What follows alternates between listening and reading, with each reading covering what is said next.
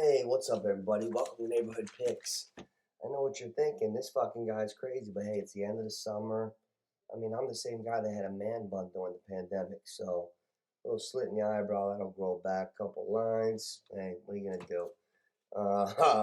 Welcome to Neighborhood Picks. We got all our drafts coming up. They really snuck up on us this year. We are going into the meat and potatoes of the football season. And right after this, tight ends, I'm going straight FanDuel from August 25th, 26th, right to September 11th. I got a couple hundred wagers that I'm zoned in on. I got a lot going on with the FanDuel, DraftKings, etc., etc. Really good ones. And I got some friends that are in some of my leagues that I grew up with, all different, all different parts of life that I know well and I consider real friends, that we've been having discussions off air, of course, about things, certain ideas that I have, and we happen to disagree on certain things. So I think that'll be fun. So we can take adversarial positions and have real discussions and debates on why and things like that. So I'm excited about that. I wanted to talk about that in drafts. I know guys that are set on McCaffrey. They're just expecting him to come back, and I get it. And one of my buddies, one of my best friends, where I'm around where I live these days, my producer actually, the year before McCaffrey blew up, he took him. And I always say it's about anticipation. Before McCaffrey blew up, he was ranked late first round. My buddy T Rich took him number one and won the league. And like last year, I took Cup in the third round, got the from the whole table. Like, that's a reach. And like, I anticipated it. Tight ends. I'm not going to give too much here because tight ends are tricky. Tight ends are few and far between, but there's about 10 that you should know. And as far as the FanDuel stuff, I got over under yards on guys. Saquon Barkley's listed at 6.5 total touchdowns. Are they trying to make me rob the FanDuel bank? I might go in and put $9,999 on Saquon over 6.5 this year, because they tax you over $10,000. In case you guys don't know about that, at least in New Jersey they do. So, okay, let's go down the list. We're doing a real relaxed list. This is the tight ends. We're getting finished with this shit. I gave you a half an hour running back show, half an hour receiver show, quarterbacks twice, shorts, and we're gonna get into real football too. I'm a football guy, not just fantasy, but tight ends and fantasy. 1, 2, 3, 4, 5, 6, 7, 8, 9, 10. I'm not crunching numbers. I'm not doing any of that shit. I'm going eyeballs, what I know, and the 10 guys that stick out to me. Okay, number one, Kyle Pitts, Atlanta Falcons. I drafted him last year. I'm big on taking a shot on a rookie sensation. I failed miserably on my face, and I've done good. Years ago, I jumped out of the window for C.J. Spiller from Clemson. I took him on the comeback, and he did nothing, and I ruined my season. But last year, I took Kyle Pitts, and they had a next-gen stat that if it wasn't for his one touchdown last year, which is crazy to think about it, he would have had the best rookie season ever by a tight end statistically. If he would have made like 3 touchdowns with everything combined in, he would have had the greatest season ever. So it goes to show you, he's a fucking beast. He runs by you. He looks like a receiver, but he's a tight end because these guys are big and they're lean now. Like, look at LeBron. He's bigger than tight ends, but he's like a receiver. Like, he's 6'9", 260, lean. That's not how a guy that weight used to look 40, 50 years ago. So you're seeing the evolution of the athlete. Kyle Pitts, evolution of the athlete, young, upside. You got another big-time receiver over there, Drake London. You got Mariota, who's not bad. So you got to look at Kyle Pitts.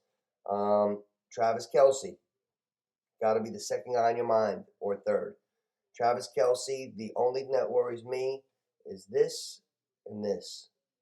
34. I don't know what it means. I'm older than that. But 34, you could still be really good. You're as a tight end, you're at the back window of your prime if you're healthy. If you're not and we don't know about it, it could be a long season. So Kelsey's gonna have opportunity, which is always needed as numero uno.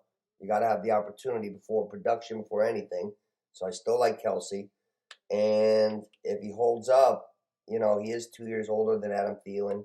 He's a year older than Gronk. We make Kelsey in our heads so young, but he's really not. But fingers crossed, I like Kelsey a lot. So you got Kelsey, Pitts, then the other big dog. We got Lamar betting on himself this year for big contract bag. And Mark Andrews is his best receiver. He's a great pass catching tight end.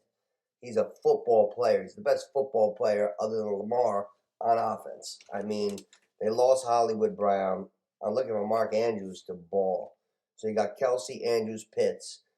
Then who do you got? You got Ertz out in Arizona with the little guy. He's got to produce. You got Kittle, who really got healthy and came on last year with a Trey Lance 49ers team that's going to be different. And you see Kittle's fucking horsing, making big plays. I mean, Kittle's is a special dude. Then you got long neck Schultz. I don't know why he's listed so high. They got him ahead of Knox and Goddard. I'm not the biggest Dalton Schultz fan. He's got a long fucking neck. He runs around like a turkey. He's all right, but he's not that good. Give me Dawson Knox any day of the week over Dawson Schultz or whatever the fuck his name is. So I like Dawson Knox a lot. He's listed at like number 10 tight end for most people. I got a feeling he's not going to last in my league that long because any of my leagues, because everybody I know likes Dawson Knox. I don't know why he's that low. Then you got Dallas Goedert for Philly. Jalen Hurts is like fucking stacked, solid, strong, leader. Got A.J. Brown, the skinny guy that's a hell of a receiver. Smith. Eagles might be good. Did you see the defensive tackle running Mack trucks over? The Eagles might be good. I'm looking at Dallas Goedert heavy. We got Kelsey, Andrews, Pitts, Ertz, Kittle, Knox. That's 6. Schultz, long nut, 7. Goddard, 8. And here's my last 2. These are different type of career paths, but I think they're both going to have big years. Darren Waller is with a fucking super offense. They used to have the double Darren Waller.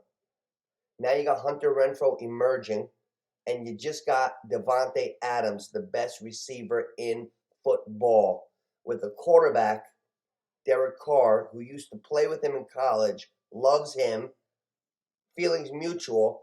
Adams loves Carr. That's why he picked the Raiders, and it looks like they're going to be really effing good. Russ Cook, forget him. Mahomes, we'll see. They should be good. They are the Chiefs with Andy. Chargers should be good, but I'm thinking the Raiders with Waller, Devontae Adams, Renfrow, Jacobs, Carr. Yeah, I like Carr. I'll bet you Carr has 5,000 yards this year for you doubters out there. I love Waller. So that's 9 tight ends. Now, Bill Belichick is calling the plays probably. He fucking loves tight ends. We've seen it with Gronk, Hernandez, all the way back to the first guy with Curtis Martin in that team, Ben Winter-Coates. I saw Hunter Henry coming on last year. Hunter Henry was a hell of a tight end with the Chargers. Hunter Henry is young.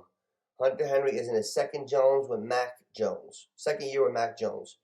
I believe Hunter Henry is going to be a valuable tight end this year in the NFL, and you should take a look at him because he will start for teams in the fantasy league this year.